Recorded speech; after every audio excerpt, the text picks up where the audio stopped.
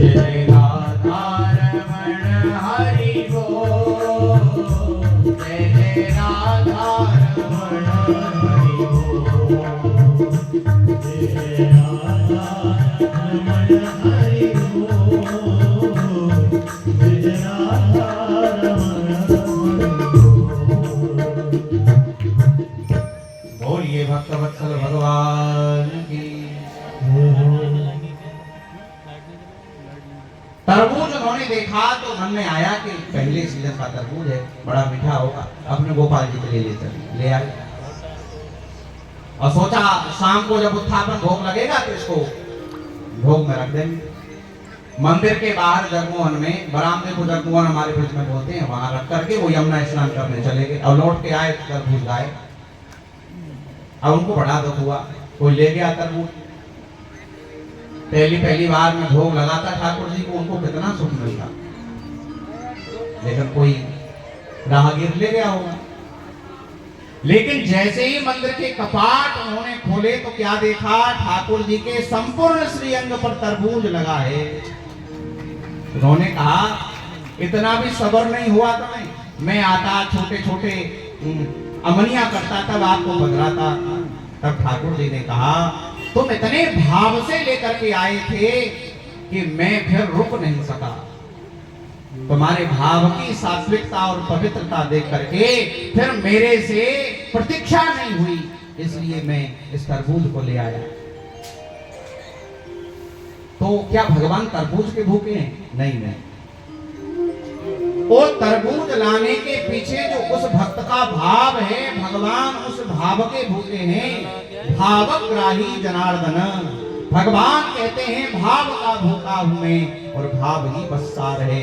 भाव से मुझको भजे तू, भव से बेड़ा पार है। भाव बिन तो कुछ भी देवे मैं कभी लेता नहीं, भाव से एक पुष्प दे वो भी मुझे स्वीकार है।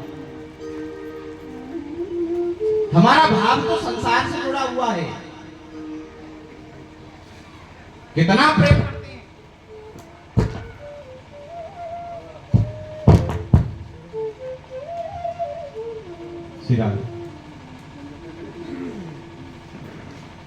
राधे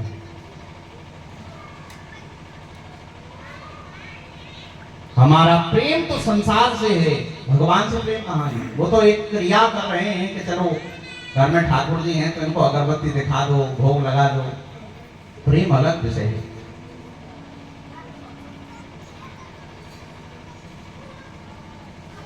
भगवान पदार्थ के भोगे नहीं है। ये हमारे ब्रज में ऐसी अनेक घटनाएं हैं कि भगवान ने साक्षात स्वीकार की है वस्तु। नंदगांव में एक मैया, बुजुर्ग मैया, ये ज्यादा पुरानी घटना नहीं है, वो सूत काटती थी। सूत होता था ना, अभी सूत काटने की परंपरा कोई ज्यादा पुरानी नहीं है, अभी तो ये बस आए नहीं, पहले तो घर सूत करता था, फिर उससे वस्त्र बनते थे। लगभग 70 वर्ष पुरानी घटना होगी, संतों के मुख से हमने सुना है। और उसकी कोई संतान नहीं थी, तो वो सूत काटती और सूत को बेच करके कुछ पैसे इकट्ठे हो गए। तो उसने सोचा कि मेरे कोई पुत्र नहीं है तो क्या हुआ, नंदलाल तो हैं, उनके लिए मैं एक सुवर्ण का कड़ा बनवाऊंगी, कंगन। तो पैसे जब इकट्ठे हो गए तो एक सुंदर सा कंगन उसने बनवाया ठाकुर जी के लिए। आप कभी नंदगांव गए हो? कोई गया है नंदगांव? बरसाना के पास नंदगांव है, कोई वैष्णव गया है यहाँ से? गए हैं। तो नंदगांव के मंदिर में 2 विग्रह हैं, एक कृष्ण जी का, एक बलराम जी का, और दोनों बिल्कुल एक जैसे लगते हैं। नंद बाबा यशोदा के मध्य में कृष्ण बलराम दोनों हैं और दोनों ठीक बिल्कुल एक जैसे ही लगते हैं। तो उस मैया ने एक कंगन बनवाया और कृष्ण भगवान जो है ना उनके लिए भेंट कर दिया। और महाराज उसी रात को दाऊ जी मैया के पास आ गए और मैया को हाथ पकड़ के झकझोड़ने लगे। बोले ये बता, ये कन्हैया कोई मोते ज्यादा मलूक है का? मोते ज्यादा सुंदर है का? मैया बोली मतलब? बोले तेने याकू कड़ो पहनाए दियो, देख मेरो हाथ कितनो सुनो लग रहे हो, मेरे ताई तो नहीं कड़ो बनवाए थे। मैया के नेत्रों से झरझर अश्रुपात होने लगा। बात तो सही है, जब मैंने नंदलाल को पुत्र माना है तो ये भी तो उसका बड़ा भैया है। तो कहा तू चिंता मत कर दाऊ, अब फिर कौने पैसा इकट्ठे करूंगी, और तेरे काले कड़ों बनवाऊंगी। फिर दोबारा मैया ने पैसे इकट्ठे किए। आज भी वो कड़े धारण कराए जाते हैं नंदलाल को। वे लक्ष्मीपति हैं, उनको किसी आभूषण की आवश्यकता नहीं है, लेकिन वे भक्त के भाव को स्वीकार करते हैं। और हमारा प्रेम कैसा है?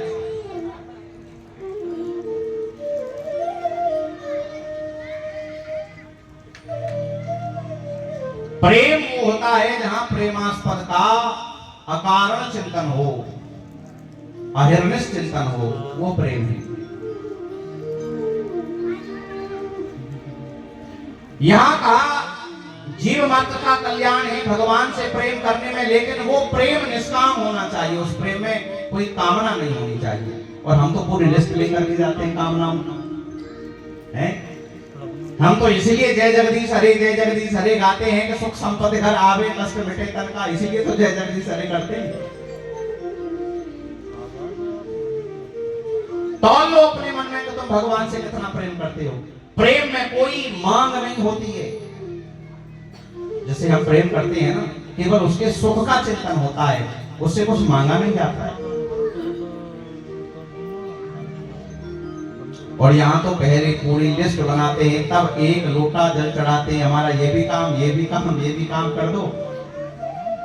और विश्वास देखो ठाकुर जी पर इतना भी नहीं है कि पहले हम चढ़ा दें तब काम हो जाएगा, भगवान कर देंगे। लोग कहते हैं भगवान से हमारा ये काम कर दो तो सवामनी करा देंगे, ये वाला काम कर दो तो लड्डू का भोग लगा देंगे। मतलब कर दो तब लगाएंगे। विश्वास नहीं होगा कि नहीं होगा, इसलिए होते नहीं लोगों के। विश्वास होना चाहिए। और कुछ लोग ऐसे हैं कि यदि नहीं हुआ तो अंदर जाना ही छोड़ देते हैं। भगवान ने हमारा ये काम नहीं किया, हम नहीं जाएंगे मंदिर। देखो भाई, ये प्रेम का लक्षण नहीं है। प्रेम में शिकायत नहीं होती है।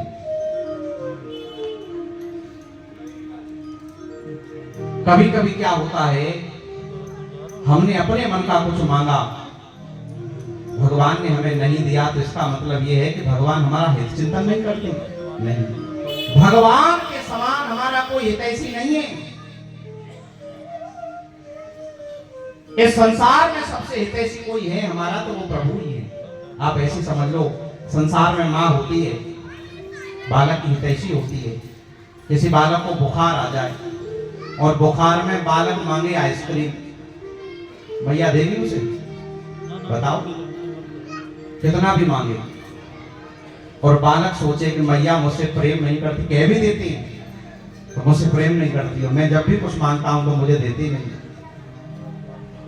अच्छी मैया तो कभी नहीं देगी, क्योंकि वो उसका हित चिंतन करती है कि इसको बुखार में यदि मैंने आइसक्रीम दी तो इसका स्वास्थ्य बिगड़ जाएगा। अच्छा, आइसक्रीम तो देती नहीं है, उसको डॉक्टर के पास ले जाती है और डॉक्टर देखता है कि भाई इसको तो बुखार है, तो वो कहेगा कि देखो थोड़ा टेम्परेचर डाउन हो तो इसको इंजेक्शन लगाना पड़ेगा। मैया के जैसे ये स्वस्थ हो वही काम करो। अब बालक मांग रहा है आइसक्रीम और मैया लगवा रही है इंजेक्शन, बिल्कुल विपरीत क्रियाएं हैं। माने वो कह रहा है कि मैं आइसक्रीम लूंगा, मुझे उसमें सुख मिलेगा, लेकिन भैया उसको डॉक्टर के पास ले जाकर के इंजेक्शन लगवा रही है।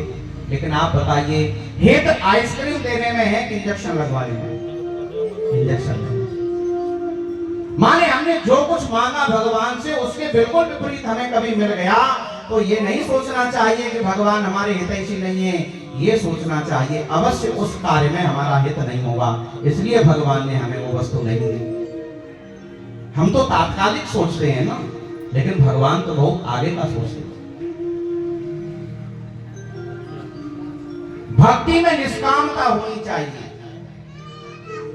कोई मांग नहीं होनी चाहिए।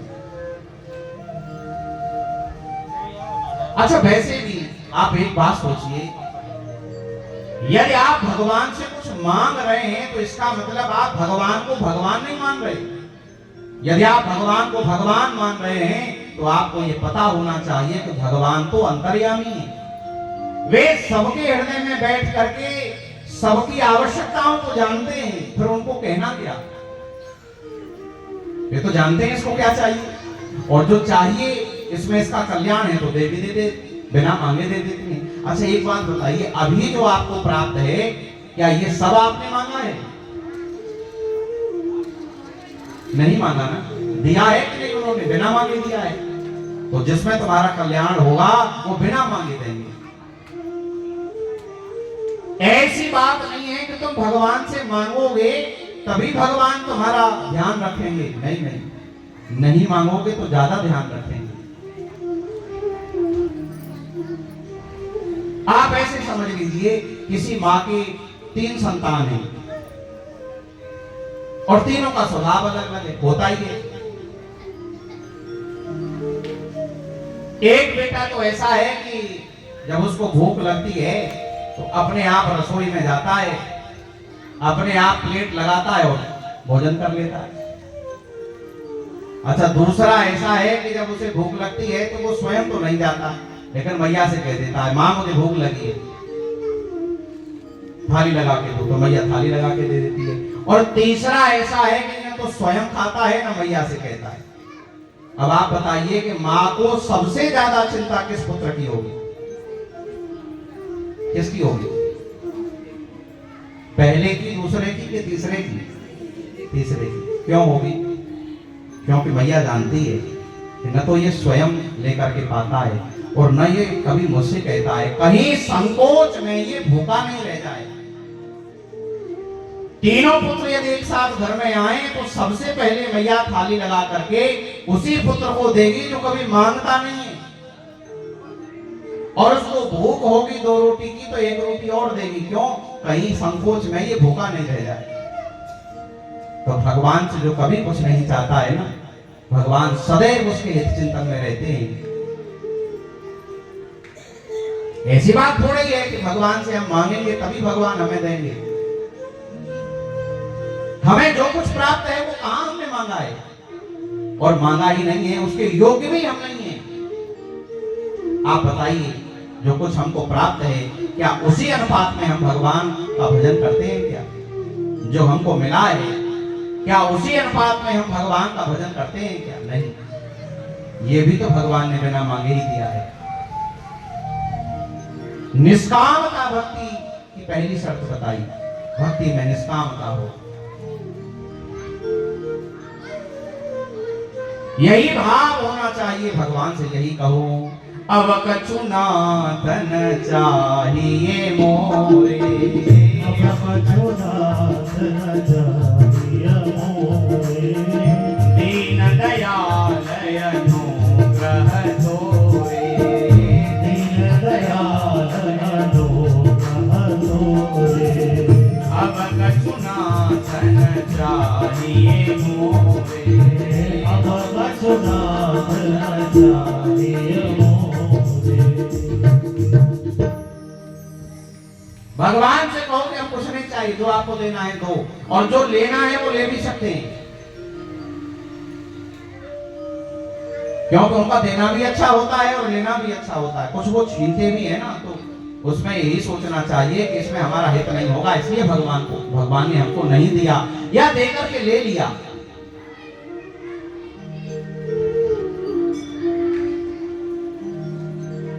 पहली शर्त बताई, भक्ति अहेतु की हो, और दूसरी भक्ति निरंतर हो, अप्रतिहता, निरंतर भक्ति होनी चाहिए। हम लोगों की भक्ति निरंतर नहीं है, परिस्थिति जन्य है। अभी घुटनों में दर्द है तो खूब हाय राम कर रहे हैं, और एक पेन किलर लिया, घुटनों का दर्द बंद, फिर टीवी और रिमोट, टीवी का रिमोट आ गया, हाथ में मोबाइल आ गया, कितनी देर भजन करते हैं? परिस्थिति जन्य है नहीं।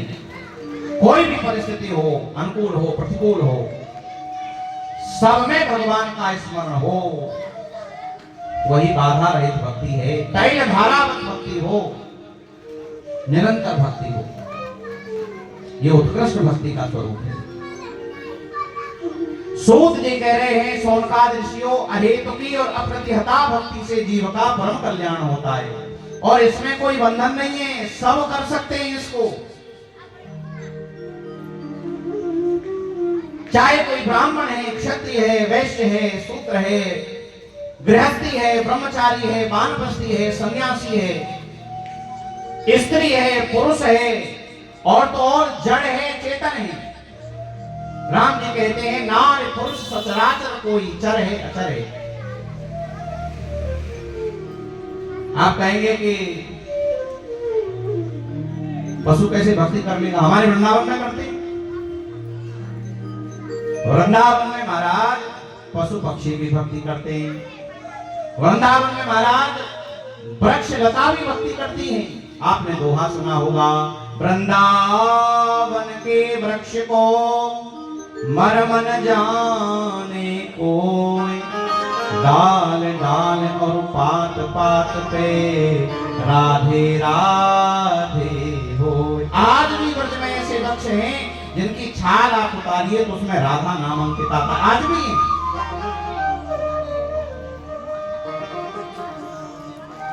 वहां किस रूप में कौन भक्ति कर रहा है पता नहीं। अनेक घटनाएं ऐसी होती हैं। अभी कुछ दिन पहले एक वीडियो वायरल हुआ था मथुरा से। वो तोता हरिनाम संकीर्तन करता था। उस दिन पुरानी घटना है, जो लोग वृंदावन गए हैं उनको पता होगा। गोरेदाव जी के स्थान है वृंदावन में परिक्रमा में, गोरेदाव जी। वहां के महंत जी प्रतिवर्ष 84 कोस यात्रा निकालते थे। तो महाराज एक बार उन्होंने यात्रा उठाई। उस यात्रा में एक कुत्ता साथ में चला। लोगों ने उसको हटाने का प्रयास किया तो महंत जी ने कह दिया कोई बात नहीं, चल रहा है, किसी का नुकसान थोड़ी कर रहा, चलने दो। ऐसा विलक्षण कुत्ता था वो कि जहां संतों का विश्राम होता ना, पड़ाव लगता, तो उस शिविर के बाहर बैठता, किसी के वस्तु को स्पर्श नहीं करता, किसी को सूंघता भी नहीं, दूर बैठता। और जब संत प्रसादी पा लेते तो जहां संतों की पत्तल फेंकी जाती, उन संत भगवान के प्रसादी पत्तलों की उच्चिष्ट को पाता। और कैसा विलक्षण था, एकादशी वाले दिन यदि कोई इसको अन्न डाले तो अन्न नहीं खाता था। एकादशी वाले दिन अन्न नहीं लेता था। इस प्रकार उस कुत्ते ने पूरी 84 कोस परिक्रमा की, ये सबने देखा। और 84 कोस ब्रज परिक्रमा के उपरांत जब अंतिम दिन भंडारा हुआ तो सब संतों ने भंडारा पाया। और भंडारा पाने के बाद जब पत्तलों पर वो उच्चिष्ट प्रसाद पाने गया कुत्ता, प्रसाद पाते ही उसने शरीर छोड़ दिया। पूरी परिक्रमा करने को उसी दिन छोड़ दिया। तब महंत जी ने कहा कि देखो ये पूर्व जन्म का कोई वैष्णव था और इसके मन में ऐसी भावना रही होगी कि मैं ब्रज 84 कोस की परिक्रमा करूं, लेकिन शरीर पहले ही छूट गया, नहीं कर पाया और किसी कर्मानुसार इसको इस योनि में आना पड़ा। तो देखो इस योनि में इसने उस मनोरथ को पूर्ण किया है। तो ब्रज में पता नहीं है कौन किस रूप में भक्ति कर रहा है। अनेक घटनाएं ऐसी हैं। गिरिराज जी में हमने अपने गुरुदेव के मुझसे सुना है, एक वृक्ष था आन्योर के पास। जब गिरिराज जी परिक्रमा करते हैं ना तो आन्योर गांव पड़ता है वहां। उस समय गिरिराज जी में परम पूज्य सिद्ध संत श्री गया प्रसाद जी महाराज विराजमान थे। तो उनके पास एक व्यक्ति ने आकर के कहा कि बाबा मुझसे एक बहुत बड़ा अपराध हो गया है, उसकी ग्लानि से मैं मरा जा रहा हूं। पंडित जी ने पूछा भैया क्या अपराध हो गया? उसने कहा कि एक दिन स्वप्न में मेरे में एक संत आए और उन संत ने मुझसे कहा कि मैं आन्योर में एक वृक्ष के रूप में गिरिराज जी का भजन करता हूं, लेकिन कुछ दुष्ट मुझे काट रहे हैं, तुम आकर के मुझे बचा लो। उसने कहा कि मैंने स्वप्न की बात पर कोई ध्यान नहीं दिया, भला कोई वृक्ष रूप में कैसे रह सकता है। मैं जब नहीं गया, 2 दिन बाद जब मैं गया तो आन्योर के पास एक वृक्ष कटा पड़ा था और उसी रात्रि को उस संत ने दोबारा स्वप्न दिया जिनके अंग खंडित थे, रक्त बह रहा था, क्षत विक्षत अंग हो रहे थे। और उन्होंने कहा कि देख मैंने तुझसे प्रार्थना करी थी लेकिन तूने ध्यान नहीं दिया, इन दुष्टों ने मेरा ब्रजवास छुड़ा दिया, अब इस लकड़ी को कहीं जाकर के बेच देंगे, मेरा ब्रजवास छूट जाएगा।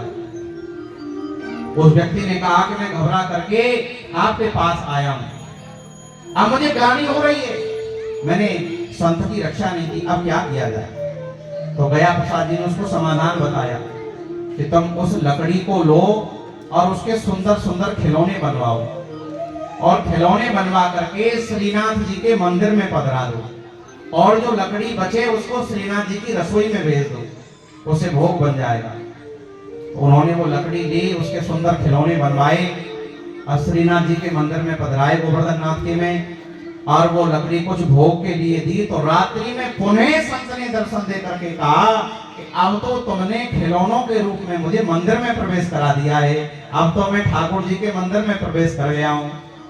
माने वहां कौन किस रूप में भक्ति कर रहा है पता नहीं मुझे। वहां सब भक्ति कर रहे हैं और कर सकते हैं, करनी चाहिए सबको, इसलिए कल्याण है। हमारे ब्रज में ब्रजवासी माताएं भजन गाती हैं, राधे को नाम अनमोल बोलो राधे राधे, राधे को नाम अनमोल बोलो राधे राधे, राधे को नाम अनमोल बोलो राधे राधे, राधे को नाम अनमोल बोलो राधे राधे, राधे को नाम अनमोल बोलो राधे राधे, राधे को नाम अनमोल बोलो राधे राधे। जय हो।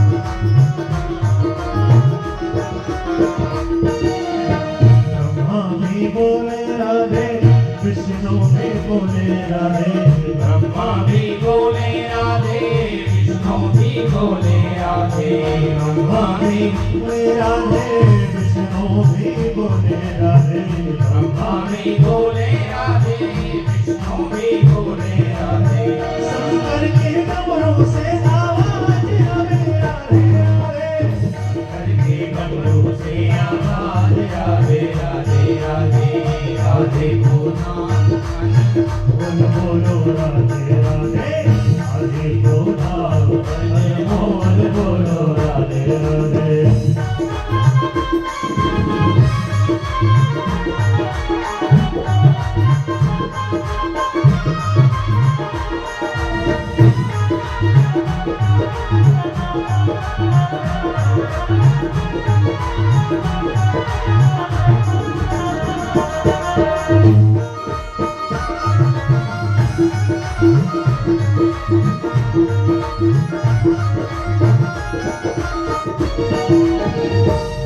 भी बोले चंदा भी बोले राधे, सूरज भी बोले राधे, चंदा भी बोले राधे, सूरज भी बोले राधे, चंदा भी बोले राधे, सूरज भी बोले राधे, चंदा भी बोले राधे, सूरज भी बोले राधे, तारों के मंडल से आवाज आई राधे राधे, तारों के मंडल से आवाज आई राधे राधे, राधे को नाम अनमोल बोलो राधे राधे, राधे को नाम अनमोल बोलो राधे राधे। जय हो।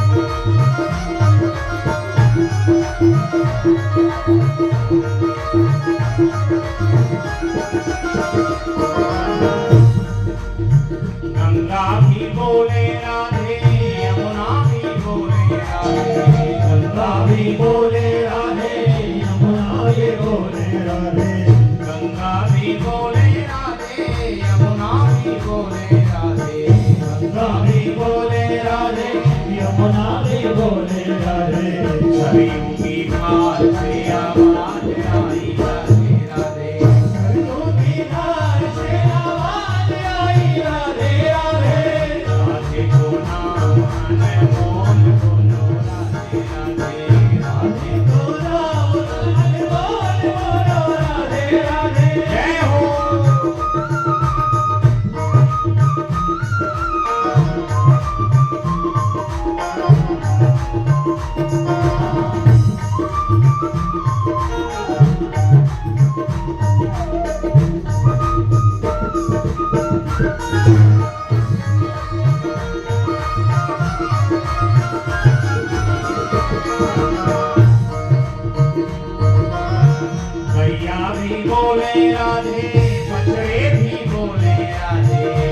गैया भी बोले राधे बछड़े भी बोले राधे गैया भी बोले राधे बछड़े भी बोले राधे गैया भी बोले राधे बछड़े भी बोले राधे दूध की धार से आवाज आई दूध की धार से आवाज आई राधे राधे राधे को नाम आने बोल बोलो राधे राधे राधे को नाम लेके बोल बोलो राधे राधे जय हो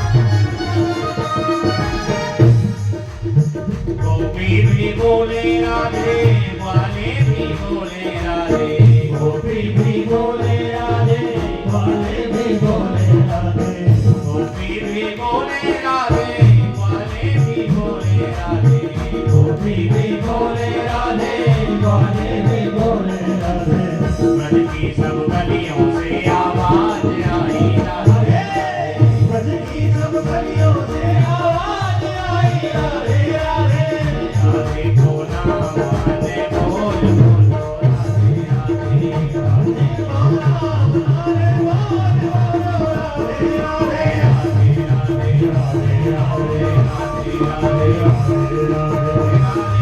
राधे राधे राधे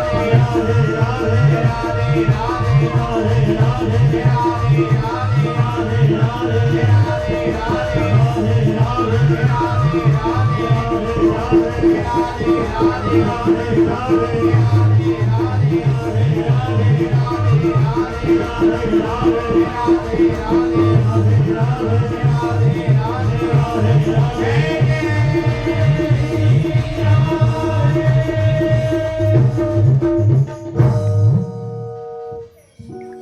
जड़ चेतन पशु पक्षी मनुष्य सब का भक्ति में अधिकार है।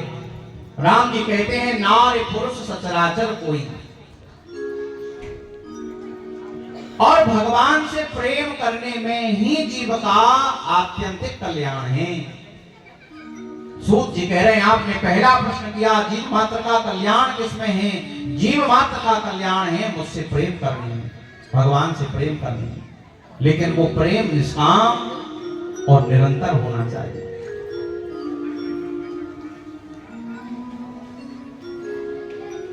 उस प्रेम में कोई कामना नहीं होनी चाहिए, उसमें कोई बाधा नहीं होनी चाहिए। आगे कहा आपने पूछा भगवान के मुख्य मुख्य अवतार कौन से हैं? वैसे तो भगवान के असंख्य अवतार हैं, लेकिन भगवान के मुख्य मुख्य 24 अवतार हैं। भगवान का पहला अवतार है सनक सनंदन सनातन सनत कुमार के रूप में, जो ब्रह्मा जी के मानस पुत्र के रूप में प्रकट हुए।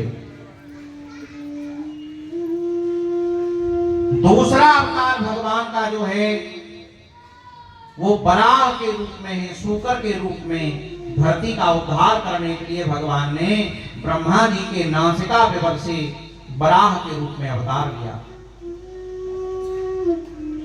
तीसरा अवतार जो भगवान का है वो है देवर्ष नारद के रूप में। चौथा अवतार भगवान का है नर नारायण ऋषि के रूप में, जो आज भी बद्रीनाथ में तप कर रहे हैं। चौथा अवतार भगवान का नर नारायण का है। पांचवा अवतार भगवान का देवहूति नंदन कपिल देव के रूप में हुआ, जिन्होंने सांख्य शास्त्र का प्रणयन किया। सांख्याचार्य के रूप में भगवान का पांचवा अवतार है। छठवां अवतार भगवान का दत्तात्रेय भगवान के रूप में है, और सातवां अवतार भगवान का यज्ञ नारायण के रूप में है। यहाँ लक्ष्मी नारायण महायज्ञ चल रहा है, यज्ञ की जो उपासना है भगवान की प्रत्यक्ष उपासना है, क्योंकि यज्ञ नारायण भगवान के ही अवतार हैं। 8वां अवतार जो है भगवान का वो नाभिनंदन वृषभ देव के रूप में है। 9वां अवतार भगवान का महाराज पृथु के रूप में है। 10वां अवतार भगवान का मत्स्यावतार है। 11वां अवतार भगवान का कच्छपावतार है। 12वां अवतार भगवान ने आयुर्वेद के प्रवर्तक धन्वंतरी के रूप में लिया, जो अमृत का कलश लेकर के प्रकट हुए थे। 13वां अवतार दैत्यों को मोहित करने के लिए भगवान ने स्त्री के रूप में मोहिनी अवतार लिया। 14वां अवतार भगवान का प्रहलाद के वचन की रक्षा करने के लिए खंबे में से नरसिंह के रूप में हुआ। 15वां अवतार देवताओं का कार्य साधने के लिए, बलि को छलने के लिए भगवान ने वामन का अवतार लिया। 16वां अवतार आताताइयों का विनाश करने के लिए जमदग्नि नंदन परशुराम के रूप में लिया।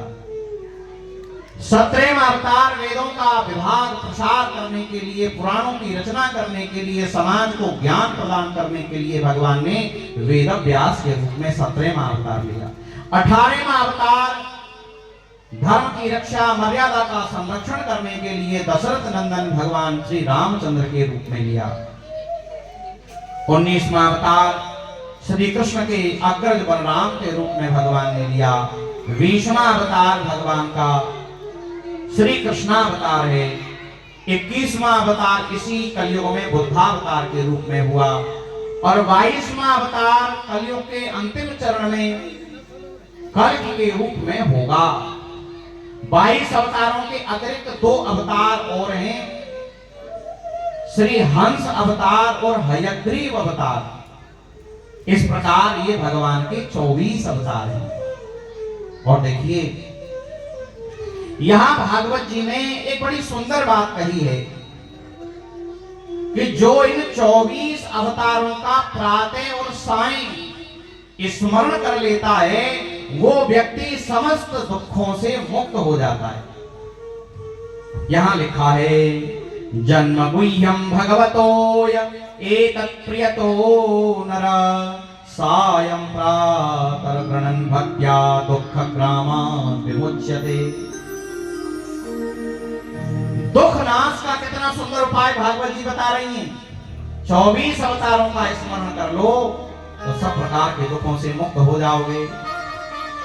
आप कहेंगे हमें तो याद नहीं रहते, तो भक्तमाल ग्रंथ है, नाभादास जी ने भक्तमाल ग्रंथ की रचना की है, उसमें एक छप्पे दे रखा है। उस छप्पे में उन्होंने 24 अवतारों का वर्णन किया है।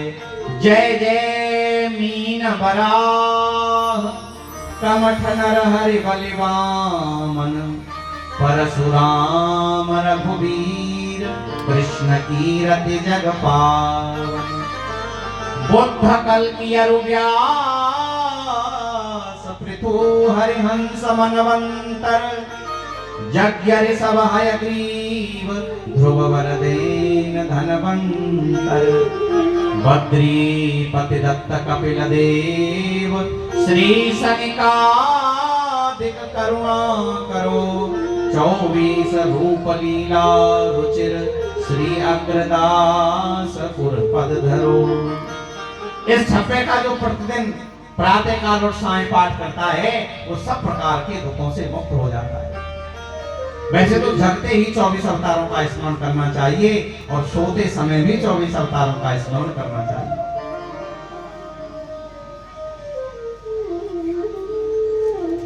अब श्री सोनकाल ऋषि पूछते हैं कि हे सूत जी हमें ये बताइए कि ये जो श्रीमद् भागवत की कथा है ये सुखदेव जी ने परीक्षित को कैसे सुनाई। अरे सुखदेव जी तो ज्यादा देर किसी गृहस्थ के यहाँ ठहरते नहीं थे। जितनी देर में गाय दुही जाती है उतनी देर तक सुखदेव जी किसी गृहस्थ के यहाँ रुकते थे। तो 7 दिन तक बैठ करके सुखदेव जी ने ये कथा कैसे सुनाई। इस भागवत की रचना किस प्रकार हुई ये आप बताइए। तब श्री सूत जी कहते हैं द्वादश द्वापरे समनुप्राप्ते तृतीये युगपर्यये जातः पराशरात् योगी वासव्यां कलया हरे। द्वापर के अंत में महर्षि पराशर की भार्या सत्यवती के गर्भ से भगवान ने वेद व्यास के रूप में अवतार लिया। वेद व्यास का नाम वैसे कृष्ण द्वैपायन है। द्वीप पर प्रकट हुए कृष्ण वर्ण के थे, इसलिए इसका नाम था कृष्ण द्वैपायन। वेद व्यास कैसे पढ़ा? पहले एक ही वेद था और एक वेद के 4 विभाग करके इन्होंने अपने 4 शिष्यों को प्रदान किया। तो वेदों का विभाग करने के कारण कृष्ण द्वैपायन जी का नाम वेद व्यास पड़ गया। ऋग्वेद, यजुर्वेद, सामवेद, अथर्ववेद ये 4 विभाग कर दिए इन्होंने। ऋग्वेद को पैल नाम के ऋषि को दिया, सामवेद को जैमिनी ऋषि को दिया, अथर्ववेद को सुमंतु ऋषि को दिया, यजुर्वेद को वैशंपायन को दिया।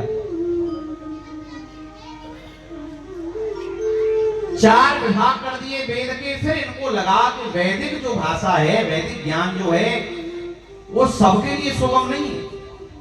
वेद की भाषा अत्यंत क्लिष्ट है, हर कोई इसको समझ नहीं पाता।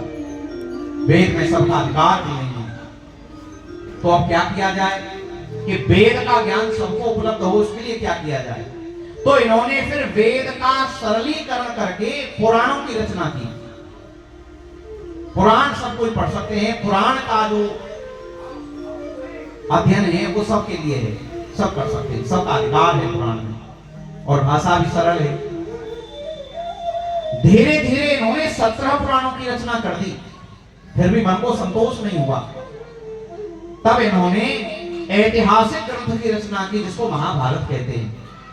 और महाभारत ग्रंथ इतना विशाल ग्रंथ है वेद व्यास जी का, जिसमें पहले 1 लाख श्लोक थे, अभी उतने प्राप्त नहीं है। 1 लाख श्लोकों की विशाल रचना है। माने उक्ति थी जन्म भारते तन्न भारते, मतलब जो महाभारत में नहीं है वो भारत में कहीं नहीं है। सारे विषयों का समावेश महाभारत में कर दिया। इतना करने के उपरांत भी वेद व्यास जी के मन को संतोष नहीं हुआ। माने मन में अपूर्णता बनी हुई है। एक दिन बैठे बैठे सोच रहे हैं कि मेरे अंदर ऐसी क्या कमी है जिसके कारण मैं अशांत हूं। देखो, महापुरुष में और अज्ञानी में यही अंतर होता है। ज्ञानी व्यक्ति जब दुखी होता है ना, तो उस दुख का कारण अपने अंदर ढूंढता है कि मेरे अंदर ऐसी कौन सी कमी है। और हम जैसे अज्ञानी जब दुखी होते हैं तो दुख का कारण दूसरों पे थोपते हैं। कोई पूछा कि तुम क्यों दुखी हो? बोले हम तो बेटे के कारण दुखी हैं, बेटा बात नहीं मानता है। तुम क्यों दुखी हो? बोले हम तो बहू के कारण दुखी हैं, बहू अच्छी नहीं आई है। किसी से पूछो तुम क्यों दुखी? हम तो पड़ोसी के कारण दुखी हैं, पड़ोसी बहुत लड़ता है। किसी से पूछो, बोले हम तो नौकरों के कारण दुखी हैं, स्टाफ बहुत खराब है हमारा। देखो, ये सिद्धांत है, कोई किसी को दुख नहीं देता है, कोई किसी को दुख नहीं दे सकता है।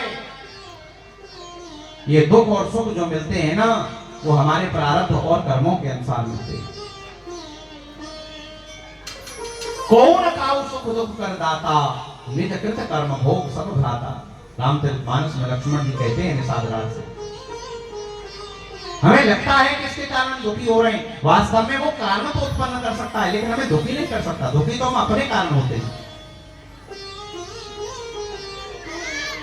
वो परिस्थिति निर्मित कर सकता है सामने वाला व्यक्ति, लेकिन उसमें सुखी होना है कि दुखी होना है वो आप पर निर्भर करता है। दुखी हम इसलिए होते हैं कि हमारे मन का नहीं हुआ। हमारा मन इतना दुर्बल है कि हमारे मन का होना चाहिए, हमारे मन का नहीं हुआ तो हम दुखी हो जाते हैं। सब लोग हमारे मन से करें, परिवार हमारे मन से चले, संसार हमारे मन से चले, तो ये परिवार और संसार को चलाने वाले तुम नहीं हो, तुम्हारे मन से नहीं चल सकता। हमारे अनुकूल सब हो जाए ऐसा संभव नहीं है।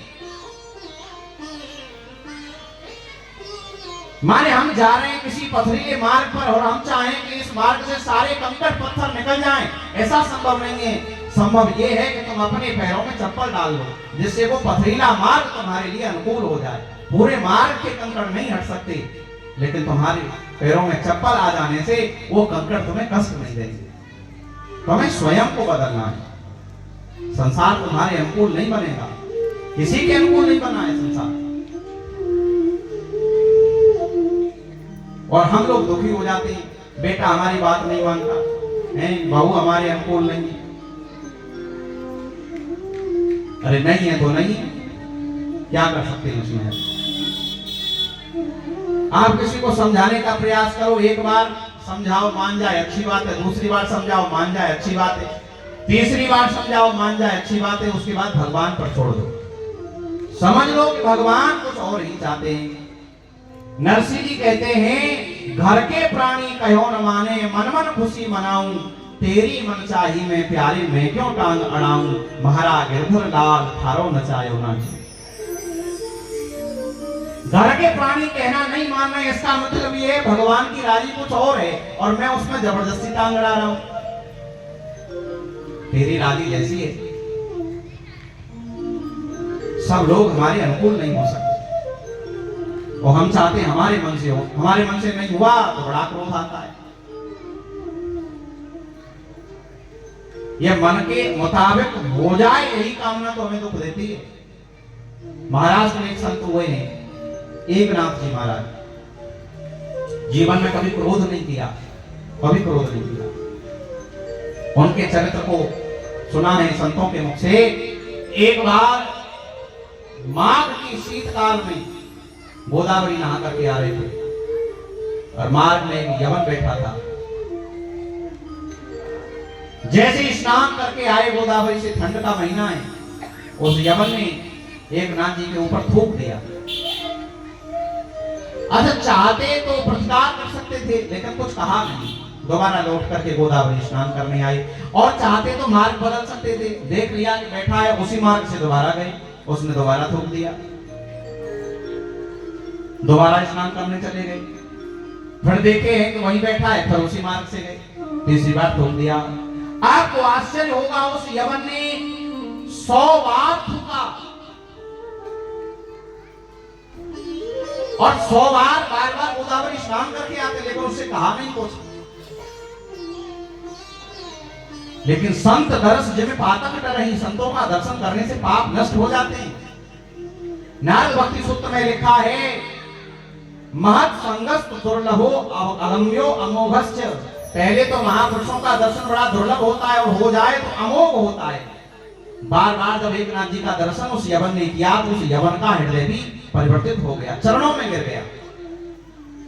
धन्य है आप, 100 बार मैंने आपका अपराध किया, लेकिन 100 बार आपने कोई प्रतिकार नहीं किया, आपको क्रोध नहीं आया। तब एक नाथ जी कहते हैं, अरे भैया तू अपने मन से थोड़ी थूक रहा था, तेरे अंदर भी मेरे विठ्ठल भगवान बैठे हैं और मेरे विठ्ठल भगवान की ऐसी इच्छा थी कि इस माघ के महीने में मैं 100 बार गोदावरी नहाऊं, इसीलिए तेरे मन में बैठ कर के वो तुझे प्रेरणा कर रहे थे। तेरा इसमें कोई दोष नहीं है। अब आप बताओ, उस स्थिति में हम होते तो क्या करते? आप होते तो क्या करते? आप नहा के आ रहे हो, कोई थूक दे, हैं? ठंड में किसी नदी में से स्नान करके निकलो और कोई थोक दे तो जो ईंट पत्थर मिलेगा ना सड़क पर, उसी से सब फोड़ देते उसका। देखो, कोई हमें दुख नहीं दे सकता जब तक हम स्वयं उस परिस्थिति में दुख का अनुभव नहीं करें। सामने वाला परिस्थिति ही तो निर्मित कर सकता है, लेकिन उसमें हमें दुखी होना है कि सुखी होना है, ये हमारे ऊपर निर्भर करता है।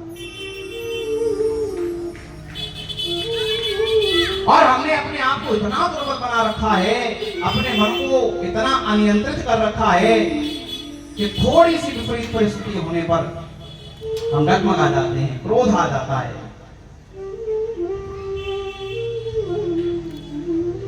सारा संसार तुम्हारे अनुकूल नहीं हो सकता, तुम्हें अनुकूल बनना पड़ेगा। अरे दूसरे के व्यवहार के कारण तुम अपने मन की शांति को क्यों खो देते हो? किसी ने कोई अनुचित व्यवहार किया और तुम्हारे मन की शांति चली, किसी ने तुमको गाली दी, अब तुम रात रात भर सो नहीं पा रहे, उसने गाली, अरे उसने दी, उसके संस्कार हैं। अब तुम पूरी रात सो नहीं पा रहे हो, पूरी रात करवट बदल रहे हो, रो रहे हो।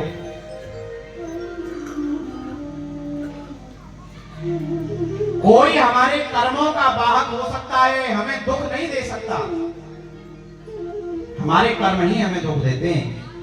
जब कभी दुखी हो ना, तो पहले एक बार अपने अंदर झांको कि मेरे अंदर तो ऐसी कोई कमी नहीं है जिसके कारण मैं दुखी हूं।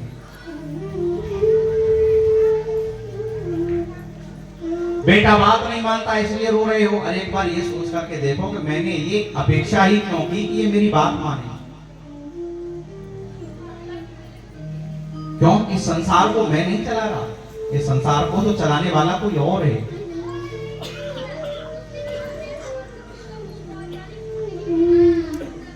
वेद व्यास जी जब दुखी हुए तो दुख का कारण अपने अंदर ढूंढ रहे हैं, किसी पर थोप नहीं रहे।